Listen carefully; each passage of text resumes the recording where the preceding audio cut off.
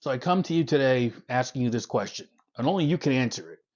Do you need a pedal board? If you're a guitar player, if you're a bass player, whatever it might be, do you need a pedal board? And I'm using the term pedal board in a certain context today, not because you have a bunch of, well, because you do have a bunch of pedals. But when people think pedal board, people are thinking you've got to have X amount of pedals, certain amount of pedals. I'm talking more about just the physical structure itself, the pedal board. Um, my quick answer right now is yes, you do need one. If you're a guitar player, you've got pedals for nothing more than the simple fact that having a pedal board actually helps keep you organized. Um, at first when you're first new to the guitar, you've got a guitar, you get an amp, maybe a two-channel amp, a solid state where it's clean and distortion, and then maybe you get a pedal. At least when I first started out, we're talking 30 years ago now. A lot has changed in 30 years, even the size of pedals. But you're able to get a pedal or two to plug into the front end of your amp. Maybe a distortion pedal. That's probably the first one you got, distortion or an overdrive. But over time, you start accumulating some pedals, and then what? I could tell you firsthand it was a matter of all these pedals on the floor and just wires everywhere.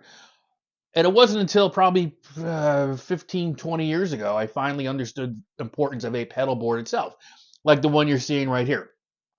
Has nothing to do with the types of pedals. It's all about just being organized.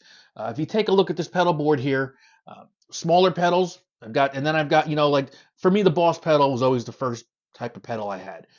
I'm not saying Boss is the best, not saying they're the worst, but for me, it was the go-to for pedals. I've got this, I've got, the chorus pedal is probably my second pedal.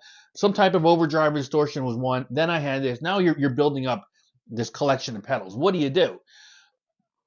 The best thing I ever did was actually craft my own little pedal board. My first board was actually a plank of wood.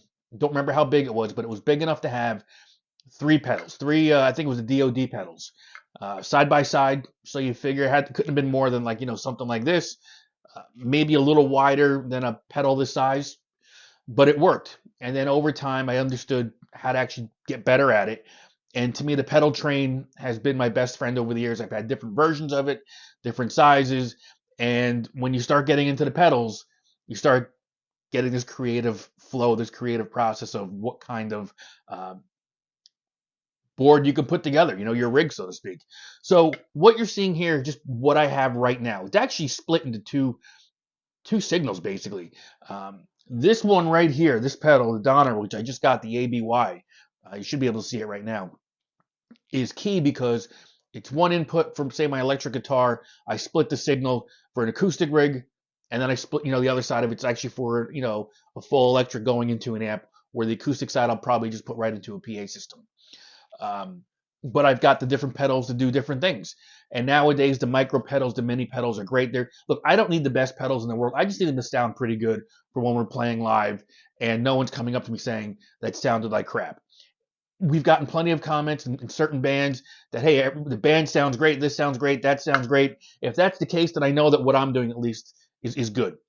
So I go with the smaller pedals nowadays, and I'm getting older and I can't lug all this crap anyway. So smaller is better. Um, but that's why I think having the pedal board is a great idea. It keeps everything together. If you look at this board, I don't know if you can see it up top here. My power supply is right here.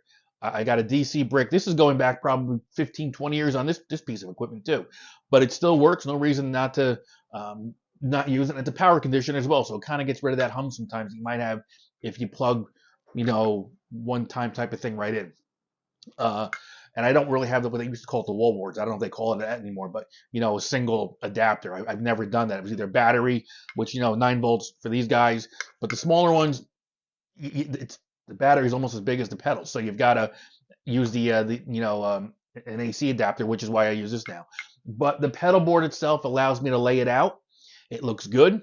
It doesn't look messy. I've had gigs where I've had wires everywhere, and it just doesn't look appealing at all. So I've learned that the hard way. But I lay it out in a way that's good for me, good for just access for my feet, as far as switching on and off real easily. Believe it or not, it's probably one of the most important things about having a pedal board. You align it the way you like it. and you set it up in a way where it's just easy to get to. You know, it's all about ease. That's why I think a pedal board is super important. It's not what you have on that pedal board. It's not saying this pedal is better than that pedal, this brand, that brand. Pedal board is your personality, basically. Whatever's going to be good for you. How you lay it out, I think, is more important. Just so that way, when you're, especially when you get to the point where you're playing live, you need to be able to switch back and forth. Figure it out in terms of what works best for you in those situations.